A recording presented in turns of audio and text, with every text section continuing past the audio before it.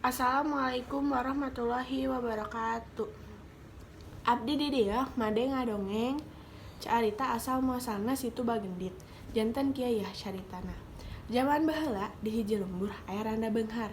Ceuk paribasana beungharna nyi randa teh estu lubak libuk sagala boga.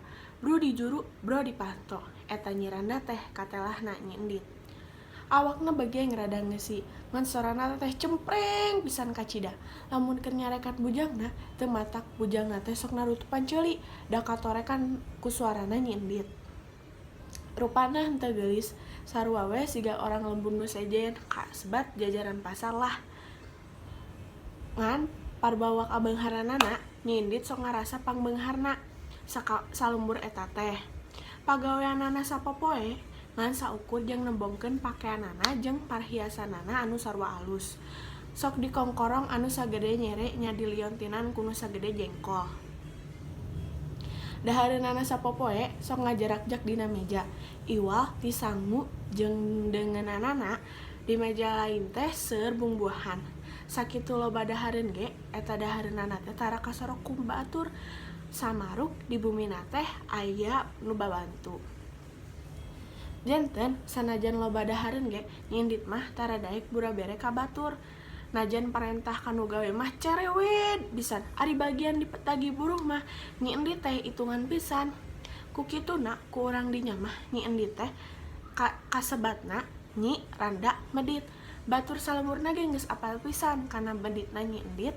Lain bae karasa ku bujang-bujangna, karasa oge ku jalma-jalma salemburna.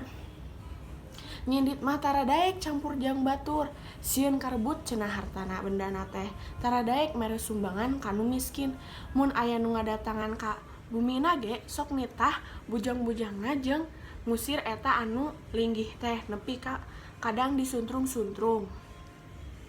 Di lembur eta Nyi Endit mah siga pisan nu hirup nyarangan teh. Tara daek malire ka tatangga, tara daek nulung kanu butuh, tara daek nalang kanu susah. Sapopoena nu diriksa nu ditingalikeun teh jeung saukur harta bendana. Da sieun kaleungitan cenah. Kuat kaleuit-leuitna nu ngajar-ajar dina pakarangan imahna ge digembokan ku bujang-bujangna. Pakeanana ge ditumpak timpuk di lomarian. Bakat ning duit ge disumpat-sumput di handapeun kasur. Dina hiji poe kaburuanana aya aki-aki. Awakna begeng bari geus bongkok, make dudukui samak anu geus rawing. Lengkahna teh dibarengan ku itek, pakeanana teh rudin ku leuheut. Eta aki-aki teh teu kanyahoan datangna ti mana, jeung geus aya di hareupeun pakarangan Nyi Endit. Nya pok-pok weh hareupeun panto uluk salam kanu boga imah. Assalamualaikum. Nu kaagungan bumi aya linggih, punten aki kawantun, nyuhunkeun sangu sakedik mah lapar aki teh. Kitu pokna bari ler diuk dina emper. Nyi Endit teh ngadangu aya nu menta sangu, nya gancang bae mukakeun panto. Geus muka eta panto teh Nyi Endit soakeun aya aki-aki nu diuk dina emperanana nya kuleuheut. Nyi Endit teh langsung weh nyarekan eta aki-aki teh. Pokna teh kieu cenah. Naon menta sangu? Usaha atuh lainna barang penta. Emangna si kami boga sangu ti barang penta kitu?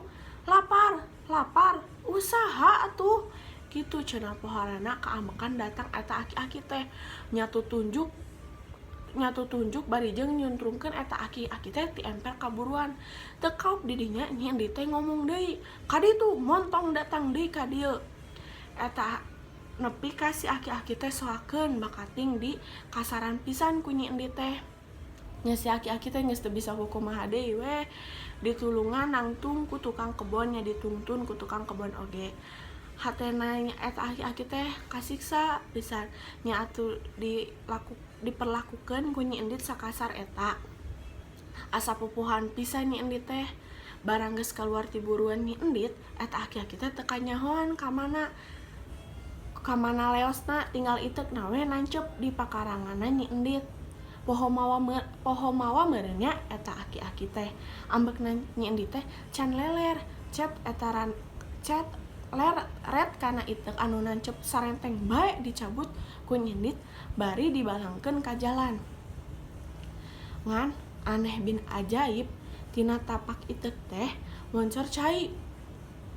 Minjir cai manceur ka luhur.